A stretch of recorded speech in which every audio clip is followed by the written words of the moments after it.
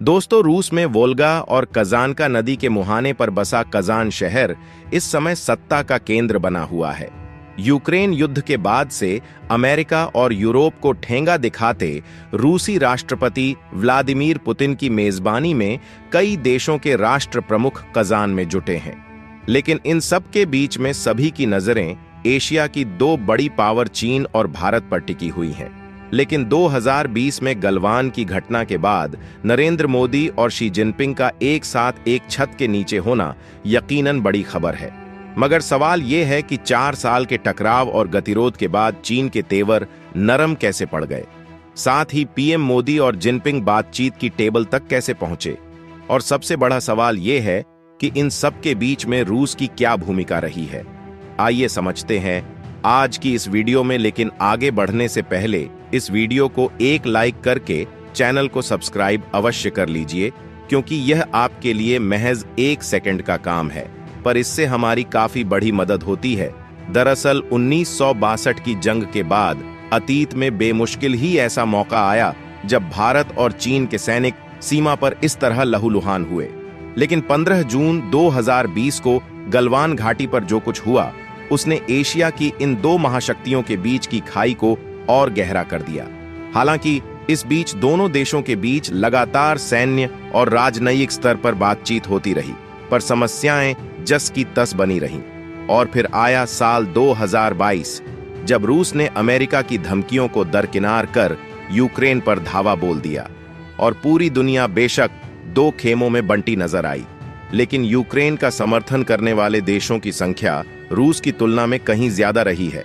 लेकिन power balancing के इस गेम में भारत और चीन संभवतः 2 ऐसे देश रहे जिन्होंने ना तो खुलकर रूस का समर्थन किया और ना ही विरोध। दोस्तों, यह वह समय था जब अमेरिका और तमाम यूरोपीय देश रूस पर एक के बाद एक बैन लगाते जा रहे थे। यहां तक कि एक्सपर्ट्स का मानना है कि पुतिन समझ गए थे कि अमेरिका को टक्कर देने के लिए रूस के लिए भारत और चीन का सपोर्ट बहुत जरूरी है।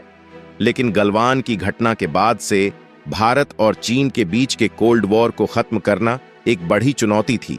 और अगर आपको नहीं पता तो बता दूं, चीन के विदेश मंत्री और पोलित ब्यूरो के सदस्य वांग यी को चीन में राष्ट्रपति शी जिनपिंग के बाद दूसरा सबसे ताकतवर नेता माना जाता है। इस साल जुलाई में कजाकिस्तान में शंघाई सहयोग संगठन की बैठक से अलग विदेश मंत्री जयशंकर ने चीन के विदेश मंत्री वांग यी से मुलाकात की थी, जिसका मुद्दा LAC सैन्य गतिरोध को सुलझाना था। इस दौरान सिर्फ जयशंकर ने ही नहीं, बल्कि राष्ट्रीय सुरक्षा सलाहकार अजीत डोभाल ने भी वांग से मुलाकात की थी। और कई रिपोर्ट्स में कहा गया कि बेशक उस समय इन मुलाकातों को सामान्य बैठकों के तौर पर देखा गया, लेकिन दोनों देश सैन्य गतिरोध सुलझाने की दिशा में काम कर रहे थे। यहां तक कि यह भी कहा गया कि दोनों देशों के बीच इस पेट्रोलिंग एग्रीमेंट में पुतिन ने एक बड़ी भूमिका निभाई। जिसके बाद लाओस में भी दोनों देशों के विदेश मंत्रियों ने मुलाकात कर LAC गतिरोध को तत्काल खत्म करने पर जोर दिया। ऐसे में सवाल यह है कि हाल ही में कुछ समय पहले पुतिन और अजित डोभाल के बीच जो मीटिंग हुई थी उसके मायने क्या है। तो आपको बता दें, सितंबर में रूस के राष्ट्रपति पुतिन के साथ राष्ट्रीय सुरक्षा सलाहकार अजीत डोभाल की तस्वीरें खूब वायरल हुई थीं, जहां अजीत डोभाल 12 सितंबर को पुतिन से मिलने सेंट पीटर्सबर्ग पहुंचे थे, जिसके बारे में आधिकारिक तौर पर कहा गया कि पीएम मोदी के यूक्रेन दौरे के दौरान हुई बातचीत और निष्कर्षों से पुतिन को वाकिफ कराने के लिए डोभाल उनसे मिले थे। लेकिन एक्सपर्ट्स का कहना है कि पुतिन से डोभाल की मुलाकात की असली वजह चीन के साथ भारत के सैन्य गतिरोध को खत्म करना था। यहां पर अजित डोभाल जी ने पुतिन से मुलाकात के बाद चीन के विदेश मंत्री वांग यी से भी मुलाकात की थी।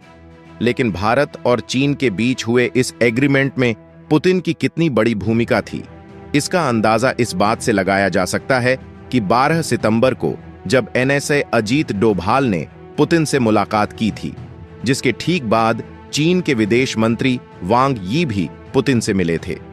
बताते चले, बंद कमरे के भीतर 2 देशों के प्रतिनिधियों से पुतिन की मुलाकात का एजेंडा बाहर नहीं आ पाया। जहां एक तरफ भारत ने इसे पीएम मोदी के यूक्रेन दौरे की ब्रीफिंग से जोड़ा, जबकि चीन ने इसे सामान्य मुलाकात बताया। लेकिन कई एक्सपर्ट्स ने खुलकर जाहिर किया कि पुतिन के साथ हो रही ये बैठकें एलएसी पर 4 साल से जारी सैन्य गतिरोध खत्म करने की कवायद थी। और देखा जाए तो यदि भारत और चीन एक साथ आ जाए तो ये दोनों देशों के लिए फायदेमंद है। बताते चलें, इस समय दुनिया कई मोर्चों पर जंग लड़ रही है। जहां फरवरी 2022 में यूक्रेन पर रूस के हमले से दुनिया में एक नई जंग शुरू हुई। लेकिन दोस्तों, ये सिर्फ शुरुआत थी।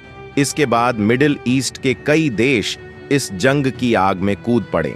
साथ ही यूक्रेन पर रूस के हमले से अमेरिका और यूरोप ने रूस को अलग थलग कर दिया। इसके अलावा अंतर्राष्ट्रीय बाजार में रूस के तेल पर प्रतिबंध लगाया गया और कई देशों ने रूस के साथ राजनयिक संबंध खत्म कर दिए। रिपोर्ट्स के मुताबिक इस बीच अलग थलग पड़े पुतिन ने ग्लोबल साउथ पर जोर दिया, जिसके लिए उन्होंने ब्रिक्स को G7 के वर्चस्व को चुनौती देने वाले विकल्प के तौर पर पेश करने की कवायद शुरू कर दी।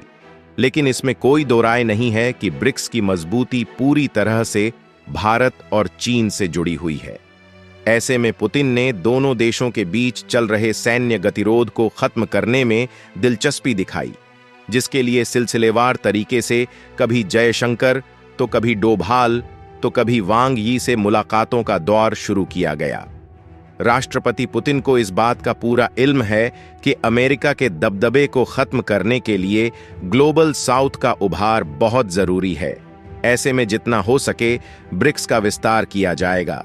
शुरुआत में 4 देशों की पहल से शुरू हुए ब्रिक्स में साउथ अफ्रीका को जोड़कर इसकी संख्या 5 की गई, जबकि इसी साल जनवरी में सऊदी अरब, संयुक्त अरब अमीरात, ईरान, इथियोपिया और मिस्र को भी ब्रिक्स में एंट्री दी गई।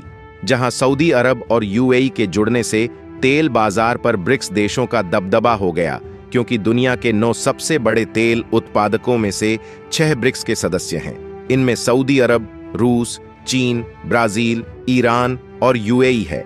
और इन्हीं देशों में दुनिया का 43% से ज्यादा तेल का उत्पादन होता है, जिस वजह से ब्रिक्स के विस्तार से अमेरिका की चिंता बढ़ सकती है। और अमेरिकी राष्ट्रपति जो बाइडेन ने एक बार कहा था कि वो नहीं चाहते कि उनके दोस्त बाकी देशों के साथ रिश्ते बनाएं।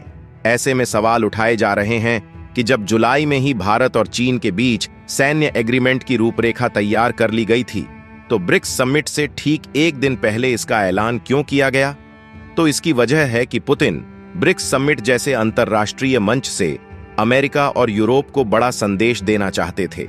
वह यह दिखाना चाहते थे कि उनकी पहल से दोनों देश बातचीत की मेज तक आ पाए हैं और ब्रिक्स की ताकत घटने के बजाय लगातार बढ़ रही है। ऐसे में सवाल यह है, भारत और चीन के बीच जो सहमति हुई है, क्या उस पर चीन पूरी तरह से अमल करेगा या नहीं? वैसे आपकी इस मुद्दे को लेकर क्या राय है, कमेंट बॉक्स में जरूर बताएं। और हमने आपके लिए इस वीडियो में काफी रिसर्च किया है, उसके लिए वीडियो को एक लाइक करके चैनल को सब्सक्राइब जरूर कर लीजिए। साथ ही बेल आइकन को ऑल पर सिलेक्ट करें। जय हिंद, जय भारत।